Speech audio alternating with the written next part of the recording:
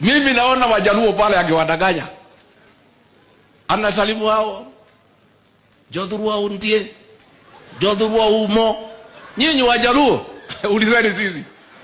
Alikuwa hapa. Niliona juzi huko anajifundisha kupika samaki ndio Wajaluo wampende. Hapa alikuwa amejua mpaka kutengeneza mutura.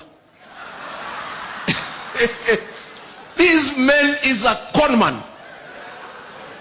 Is the greatest conman on earth. Sasa hapa tumemjua, amehama hapa. Amehamia kwa Wajaluo sasa. Na kwa sababu wanajua Wajaluo wanapenda mambo mzuri. The Luos are good people. They like good things in life. Ndio wamepeleka maneno ya Singapore. Because Wajaluo wakisikia Singapore wanasema hiyo ni sawa. Sisi alitudanganya na mambo ya hii ya bottom up. Because sisi ni watu ya chini chini. Hatuna mambo kubwa kama Wajaluo. Hatutaki hiyo Singapore nini, si nataka pesa ya kukula kidogo kidogo, akatudanganya na hiyo. Sasa sisi tumemjua, amehamia pale. Christmas yote alikuwa pale.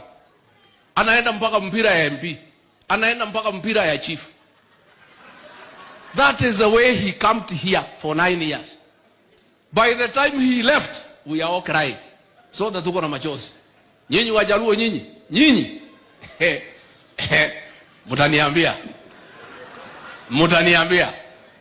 By the time he is through with you, kama sisi tulimpatia 4 million votes. Ametuacha, ametusaliti, anatuhangaisha. Nyinyi yenu ni milioni 2. Mkimpatia akishaingia, mtaona yeye tena. So hapa kwetu amejua. Tumeamua Bwana Sifuna. Labda nyinyi mtuangusha watu ya Western.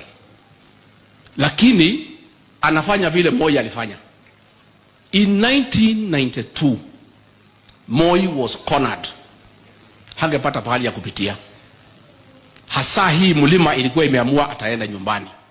Moi akajua kwa sababu kura ya mlima ni mingi, ataigawanya. Wakaenda wakapanga jama, wakatafuta Matiba kutoka London, Kibaki, tukasimama tukagawa kura. Matiba akapata 1.4, Kibaki akapata 1.1, 2.4. Moi akapita na 1.9.